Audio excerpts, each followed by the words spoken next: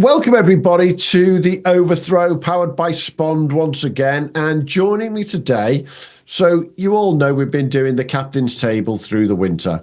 We're making a bit of a change this time. We're doing the coaches table because we've got the head coach of Wales National County, but more importantly, he's back in Wales to play in the South Wales Premier League. Got Mr. Brad Wadlan, our old friend, playing back at Bridgend. How you doing, bud? I'm very good, thanks. Thanks for having me again. Absolute pleasure, mate. Absolute pleasure. So, come on then. Last time we actually saw each other face to face, you weren't smiling. Let's be blunt about this. You were coming off the pitch at Lords, having been beaten in the national final, but now you've got a 10-minute drive round the corner from your house back to Bridgend. That's where the smile's at, isn't it? That's exactly it. You've got me. No, you're right. I think really disappointing way to finish the season last year, obviously defeated in the national knockout final, but ultimately I was so proud of the group to be able to get there and on those cup runs, and their special performances that the boys put in. So lots of memories from the last game, but absolutely delighted to be back at Bridgend. It's my home club. It's where I sort of grew up as a 13, 14, 15-year-old and started playing the game. So, and as you mentioned, it's 10 minutes away from home, so it's not far at all. 4 hours to Penzance, 4 hours back versus 10 minutes there, 10 minutes back. Almost a no-brainer, to say the least. But Bridgend actually didn't have a bad season last year themselves, did they? Came fourth in the league. They did, and interestingly, I think if you look at how Bridgend went, they played St Fagans, who arguably are one of the strongest teams, especially in the last sort of 20, 30 years in South Wales. They've played St Fagans 2 or 3 times, first game of the season, and they've been successful. They've won, so they've competed with one of the strongest teams that's played in the South Wales Premier League. They've got lots of very talented cricketers. It's about, I suppose, my job as head coach is just sort of gluing those things together and forming a bit more consistency throughout the season. I think the first half of the season, Bridgend won 8 of the 9 games and then sort of fell away towards late July, August. So naturally, we're really competitive. I think we've got a good balance of young players and some experience. So we're really excited to get going. We get going on Saturday with the start of the Premier League. How disappointing will it be for you not to see our old friends at Swansea in the league, having been relegated last year? I mean, that we know it's a difficult year for them. It's almost a transition season to a certain extent, but they're one of the big clubs not to be around, aren't they? Yeah, they are. And as you just mentioned there in your last sentence, I think it was very much a transition season with everything on the horizon. Moving out of St Helens, which is a great shame. But I think for the club itself, I don't think it's the worst thing to sort of rebuild and find a level of solidarity at the moment. And hopefully, I have no doubt that group of players and the young players coming through Swansea Cricket Club, they'll be back in Prem 1 in the short term, I think, because they've got a lot of very exciting things happening over the next couple of years. So fingers crossed it beds in and the clubs can, merge together and push on to try and get back into Prem 1. Absolutely. So looking around the South Wales Prem, I was had the privilege of being at St Helens for the first game of the season last year against Pontadoula. I'll be honest, I was surprised Pontadoula didn't push St Fagans even closer, because they looked bloody strong. Swansea didn't have the strongest side out that day, but everything about Pontadoula and Cam Herring's guys there, they just looked on it. Was that a bit of a surprise to you as well? No, I think Pontadoula, they're very... I think if you look in probably the last 5 seasons, they've been definitely in that top 4. There was one year they really pushed St Fagans. I think they finished runners-up and really give St Fagans a good run for their money. I think what Pontadoula do very well is they've got some very, very good club players who have been around the block. Richard Grant is a very, very good player, and was signed at Glamorgan for a number of years. Cam Herring, obviously, Matthew Fisher. They've got a lot of very, very good players, but what they do really well is they bring through their own youth and their homegrown players. So I think that group of players have probably been together for a long, long time, and they've just merged together as a very good Premier League outfit. So it's not a surprise to me to see them competing every year towards the top. They do well at home.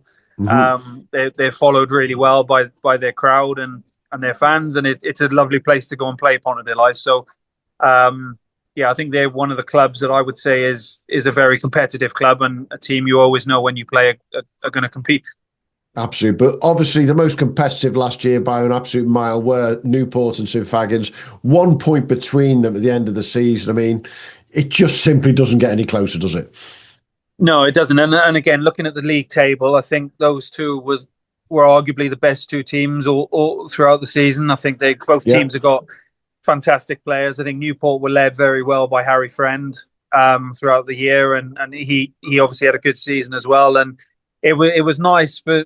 Well, I say it was nice, but it was good that was the final game of the season. It's a shame the weather curtailed what would have been a fantastic game of cricket, but it would have been a real good promotion for South Wales cricket if you were there at the ground to be able to watch that type of game. Yeah, but then at the end of the day, I'm going to say, personally, St Fagans won because of three people. When you got Stephen Reingold, Jeremy Lawler, and Cam Nichols, three of the top six batters in the league, all at one club. That hasn't happened in a single other Premier League in the country last year. That was where they dominated, wasn't it? It was, and obviously the three players you've mentioned there are high class, quality cricketers and very good people as well. Yeah. You throw in, you've mentioned those three, but then you throw in Owen Morgan and Rodri Lewis as two fantastic left arm spinners. I'm pretty certain that those two would be in the top 10 for bowling as well. So consistently throughout the year, they would take 25, 30 wickets. So when you got three guys in the top 5 for batting and two of your best spin bowlers in there as well, and you got an Ollie Sherwood who opens the bowling and swings the ball both ways and is highly skilled. There's no. You can see exactly why St Fagans are the team they are and why they're up the top. Yeah, Owen and Rodri were both in the top 10 when it came to bowling, but above them were Salman Saeed and Mujahid Ilyas at Newport. And that's why I say I think it's having those three top 6 batters versus those 2 top 5 bowlers seem to be the difference in the end. Is there anything there in regards to, for people who don't know this, the tracks at St Fagans versus the tracks at Newport? And is that where the difference might be held sometimes? Yeah, I think so. I wouldn't know this, but a wild guess would be, you usually pick up your maximum batting points at Newport. Yeah. And bowling to take 10 wickets at Newport would probably be quite tough. Whereas at St Fagans, it would probably be easier to take the 5 wickets, but a bit tougher to score 250. So, both teams are very strong in different areas. And I think that's why last game of the season, being at Newport, it would have been a really good game to watch, because as you mentioned, the 3 St Fagans batters are outstanding cricketers, and if they batted at Newport every week, I have no doubt they would almost score another 200 runs maybe on top of what they got. So there is differences, but again, for the last 5 or 6 years, I think Newport, St Fagans have been in that title race in the top 3 for well over 5-6 years now. So they're the two sort of teams that have consistently been up towards the top end, and other clubs are trying to catch them up. Absolutely. But obviously Pontarddulais and then yourselves at Bridgend going to be ones to push those two this year. And can't not talk about Usk and the returning Cam Hemp. You've got him back for Wales, and he's come all the way back from Australia and come back to Usk again. That's got to make a difference there, hasn't it? I honestly think the Premier League this year will be a lot stronger probably than it's been in previous years. I think you look at, like you said, Usk, there's a high chance people like Will Smale, Billy Root, Hempy returning. There's 3 quality batters. Hugo Caldicott, who's opened the batting for Usk in the last sort of 3 years, has had really, really good performances up top and has represented Wales national counties in the last 2 seasons. So he's pushing again. And they're led really well by Elliot Doyle. So I've no doubt Usk, they had a really good win, good chase in the national knockout on Sunday, chased down 270, 280. So they're going to be full of confidence. And yeah, I just think on paper they've got a very good batting depth. So again, being able to chase 270, 280 shows where they are. And then other teams, Penarth and Carmarthen have been promoted to the Premier League. Yeah. Penarth have got good links with the university. It's obviously, a couple of miles outside of Cardiff, so no doubt they're going to recruit well. Carmarthen is a long way down west, but they know how to perform at home. They've got a very good record at home. Gareth Thomas is a very good leader and has scored a lot of runs for them over the last couple of years. And Owen Binding and Curtis Marsh, who's played Wales national counties as well. So I do think the league will be a lot stronger maybe than it's been in the last 2 years, 3 years. So yeah, lots of teams all are going to be excited for this weekend, I think. Yeah, and I was going to say that about Carmarthen Wanderers. I mean, it's not quite as far as Penzance, but it is quite a way out west, to say the least, for you guys. The key for them coming up is to make that their stranglehold, isn't it? And to really have that home ground, as it's difficult to get to us compared to everywhere else. You're going to struggle here, and then they'll try and pick up points on the away games.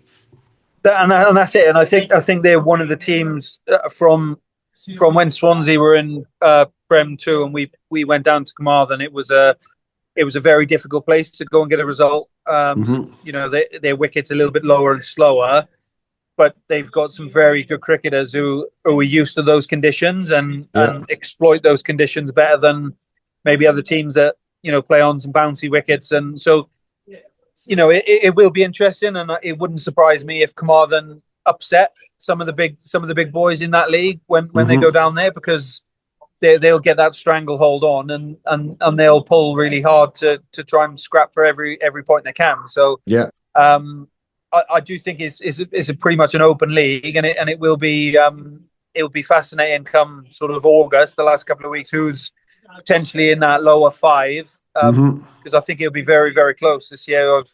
I wouldn't like to put my money on who potentially could be down towards the bottom, because I think everybody's fairly similar at the moment. So you could almost see the league split into two groups of five to a certain extent then? Yeah, potentially. I think, naturally, St. Fagans, Newport, Pontedilais, Usk, those teams are going to be thereabouts in that higher region. But again, Ammanford have signed a Pakistan international who's a batter, so you never know. Ammanford could, if he scores 500, 600, 700 runs, he could win Ammanford games, and Ammanford have got a decent bowling lineup as well. Their wicket's quite flat, small ground, high scoring, so it's very open, and I think that's how you're going to develop your younger players as well, and make the league stronger by getting stronger players into the league setup, and also the Glamorgan allocations could have a big effect on which teams stay up and which teams potentially are down towards the bottom at the end. Yeah, definitely. Imran Butt joining Ammanford is one of the sort of the highlights of the transfer window in South Wales. And it's only been a couple of years since you guys have been allowed to bring overseas into the league. I see that signing as a sort of sign that clubs are now starting to stretch themselves a little bit further when it comes to bringing those players in. Yeah, absolutely. And look, I was massive for when I came back the first time from Penzance to Swansea, and I was on the league committee as a player rep. For probably 2.5 years, 3 years, I was pushing it massively for overseas, because I think we're very quick to send our young players over to Australia to experience something and to do that. So why we don't then replicate that? Because I think it just creates links. And I mean, you look, this year, Cameron Hemp's at Usk, and Jack Hopel, who's just scored a brilliant 100 this week for the Glamorgan Seconds. He's been with Hempy at Paran in Melbourne all winter. So you can see the difference already in Jack.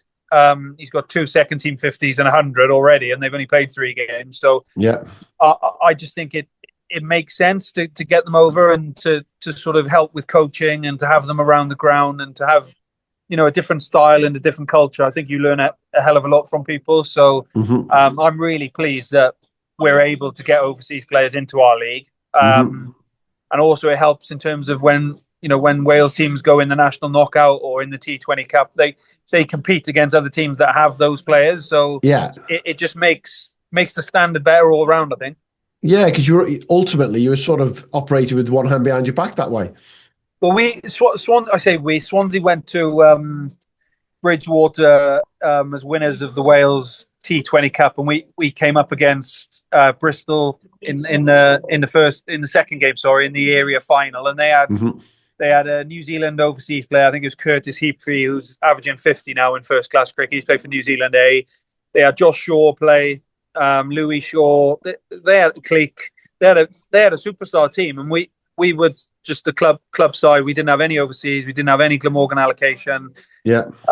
We managed to win, and then we went to Basingstoke, and we played Harborne, who had Kai Smith. He opened the bat. He got 37 off 13 balls. Yeah. The overseas player took 3 wickets, and we managed to beat Harborne. And then we played Wimbledon, and they had 2 overseas players, 2 ex-pros, 2 current pros, and it was almost like a complete mismatch. Yeah. And our league chairman was there, and I remember saying to him, look, they've got 2 overseas players, they've got 2 pros. We haven't got our allocated players, we haven't got any pros because we're not allowed overseas. So I said it is a complete mismatch. So yeah, I'm really pleased that we are moving forward with the times and we're able to get overseas. It might take time to bed in, but I think in the long haul, I think it's a massive plus for Welsh cricket. Yeah, and I think you just mentioned something that's come back to my mind there, that you also have this, what would I call it, this sort of strange thing where it's the previous year's winners go into the following year's T20 nationals.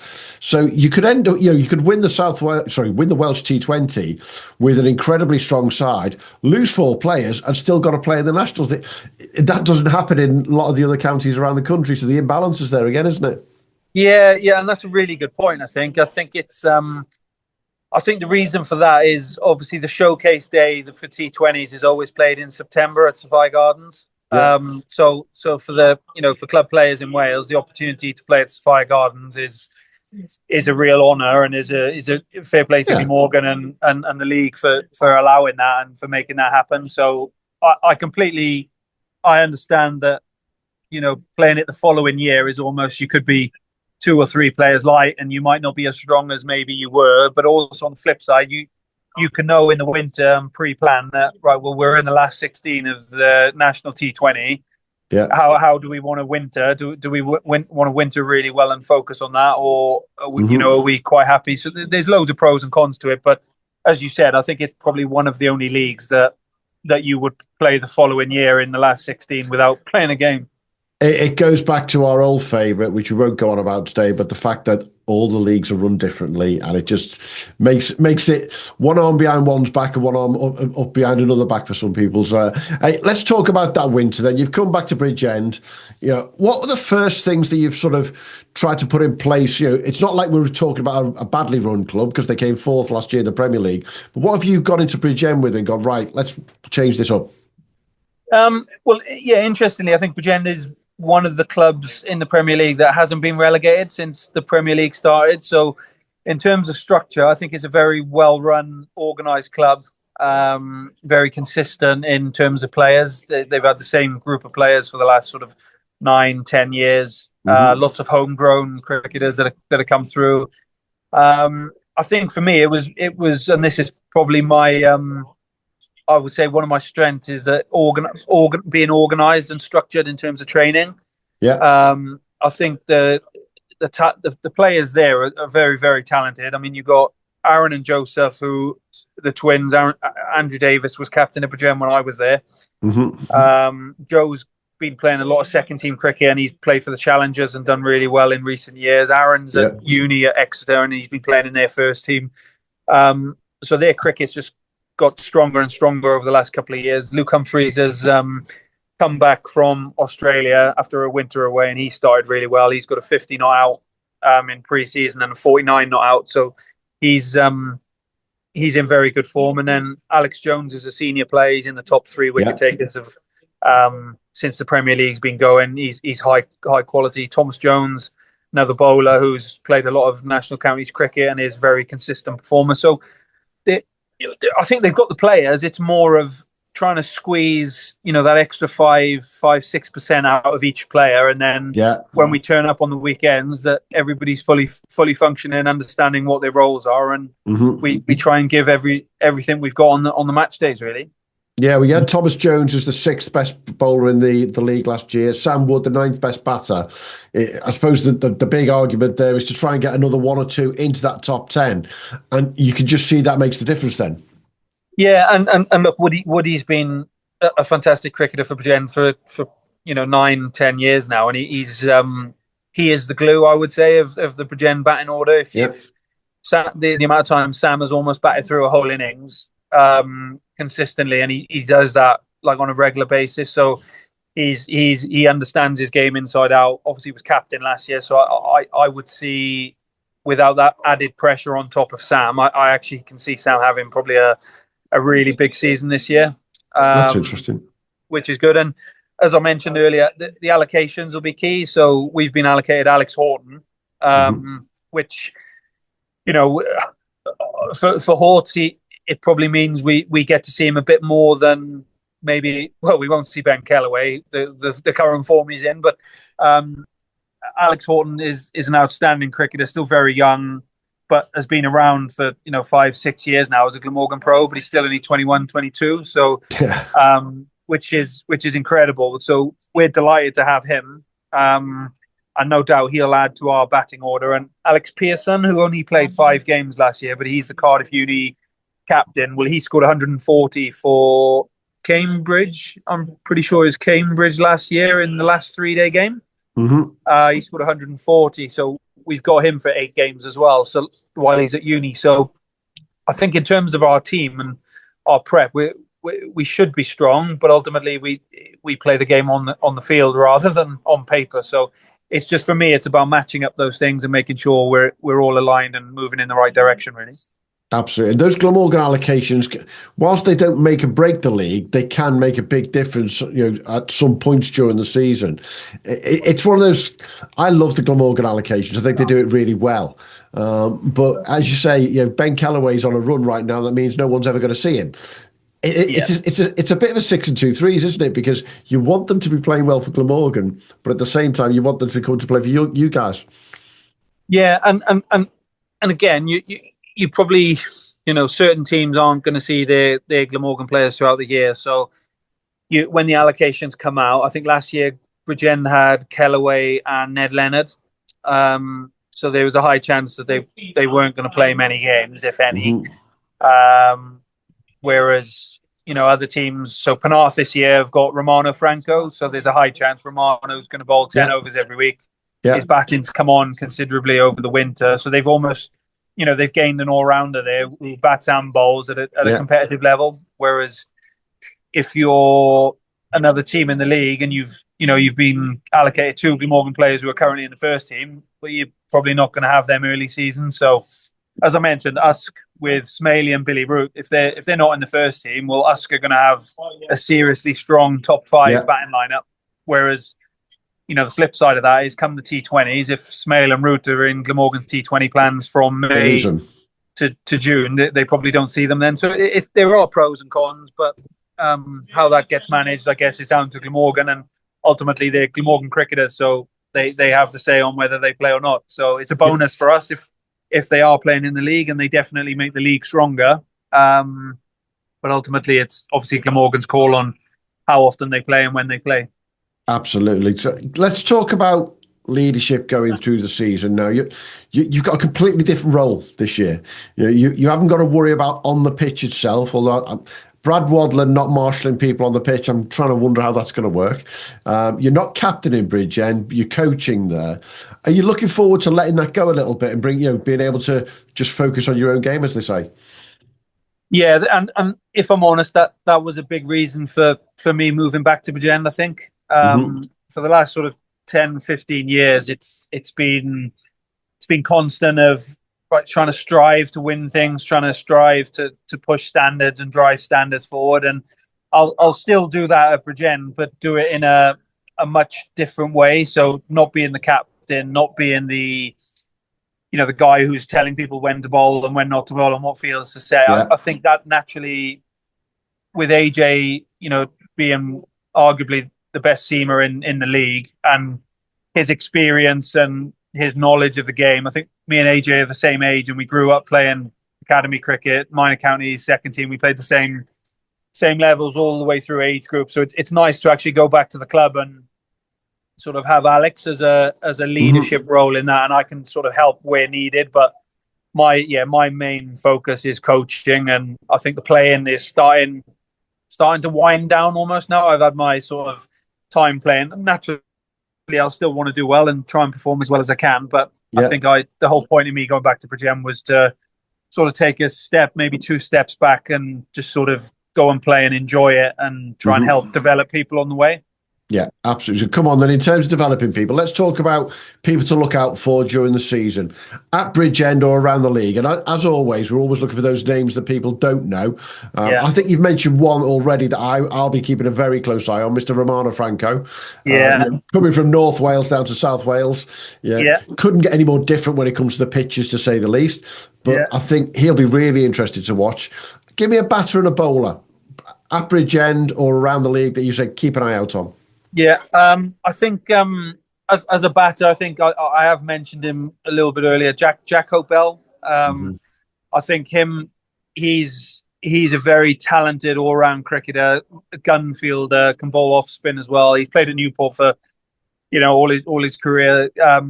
So Jack is someone who's come back from Australia, and I think he's really started the season well. Like I said, 250s in the second team and 100 this week. So he's someone that I think keep an eye on, that could be pushing to play Metrobank at the end of the year for Glamorgan. Okay. And in league cricket, I think he'll be probably at a stage now where he's the senior batter. He played for England under-19s last year at the end of the summer. Scored 130 for Wales in his first national counties game as well. So definitely someone there. In terms of bowling, there's a left-arm seamer at Bridgend, Joe Davis, who is thereabouts. I think he's probably 1 or 2 performances away from potentially catapulting himself into a first-class environment. For us at Bridgend, naturally we want him to be performing as well as we can, but also on the flip side, managing fast bowlers' workloads early season is a concern as well. So Tom Norton as an all-rounder is someone I think has all the attributes. I think he made his under-18 debut when I was coaching with the 18s, and he was 14, and scored an 80 on debut at Newport. And look the business. And over the last couple of years, he's just developed and has gone back-to-back fifers in the second team, opening the bowling. So Tom Norton, he played 1 game in the Metrobank for Glamorgan last year, took 3 wickets. So as an all-round, I think Tom Norton's probably someone to really keep an eye on. Jack O'Bell as the batter, and probably Joe Davis as a bowler, Great, we'll keep an eye on them, definitely. So come on, we've got to talk about the one thing that everyone doesn't like to give an answer to, but who's going to win it? If you had to put your money on and take your Bridgend cap off, where would you put your money on the top 2, or who's going to win the league this year? Well, I think based on obviously recent years, the 2 that stand out are obviously St. Fagans and Newport. If you're a betting man and you probably want to try and get some interest back on an investment, Pontarddulais wouldn't be a bad shout. Us potentially, depending on how much they see, Smailey and Billy. If Hempy hits the ground running as well, they could be a force to be reckoned with. I honestly believe Bridgend should be pushing in that direction with the allocated player with Horts, and our team on paper is just a case of, can we keep up that momentum through July and August, and hopefully start the season well and continue to build. I think just looking around the league, it's going to be a very, as I've mentioned, it's going to be a very competitive league, and I think it'll probably be the first year that St. Fagans and Newport might be chased, or people will be hunting them down a bit more than maybe in previous years.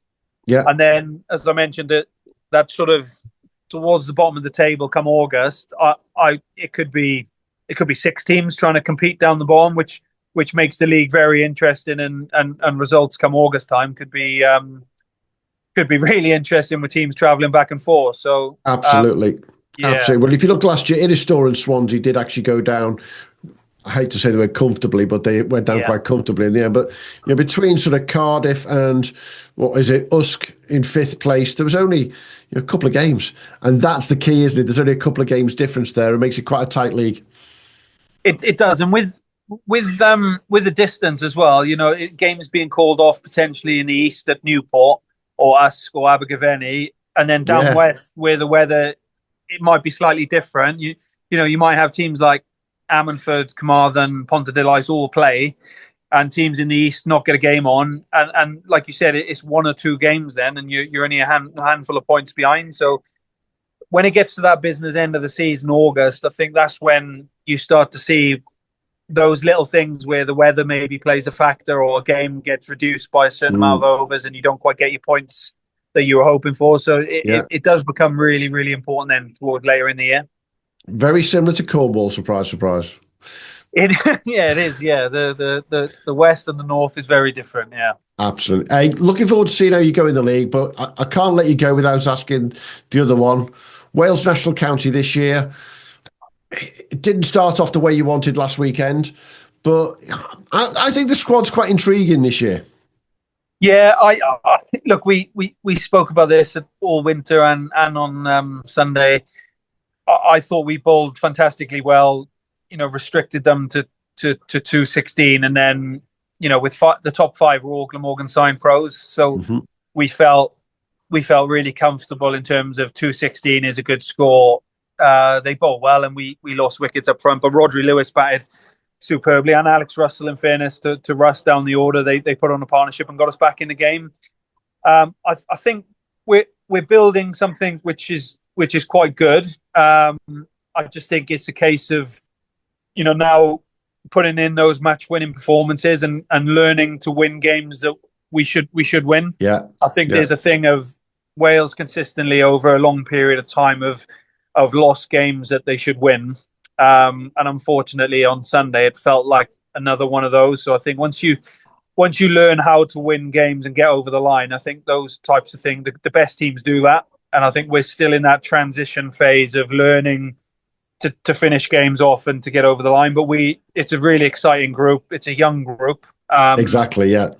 And I think the more they play together, I mean, Ollie Rayner's at Loughborough at the moment. He's been exceptional with the ball. You've got Rodri Lewis's experience. You've got Alex Russell bowling really, really well. You've got Matt Marriott and Ollie Sherwood come into the party. It's just Hempy will be itching to go on Sunday and Monday this week. So look, I'm excited and looking forward to the season. Didn't start as well as we could, but there were lots of positives to take from last Sunday. So yeah, and you said the young word, and that's right where I was coming. I think that learning to win and get over the line in those games just comes with age at the end of the day, doesn't it? Yeah, and as I said, the average age in that team, if you take myself out, I think the average age is around sort of 22, 23, which is very young. Which is really, I mean, you look at some of the better teams or the stronger teams, your Oxfords, your Berkshires, your Hertfords, those types of teams. The average age is about 27, 28. So, we're trying to compete with guys who've probably played this level for a long time. But look, I have no doubt if we keep this group together for a couple of years, it will create something special. So, yeah. So of the 3 comps, which one are you going to target this year as the one that you think you can go the furthest in? I think the 50 over comp at the beginning we would look at, because I think with it being groups of 5, you can win 2, lose 2, and still potentially get through. So obviously Dorset this Sunday, obviously the winners of that comp last year, they're a very strong side. Down at Wimborne's a high-scoring ground, so we've had some success down there in recent years in terms of scores. So hopefully the batters can get in and give our spin bowlers, especially in terms of Rayner, Lewis, and Russell, some opportunity to with runs on the board to force a bit of pressure. So hopefully that'll be the plan. Fingers crossed. Hey, big great chatting as always, Brad. Great to catch up on everything, all South Wales, and obviously a little bit of Wales National County there.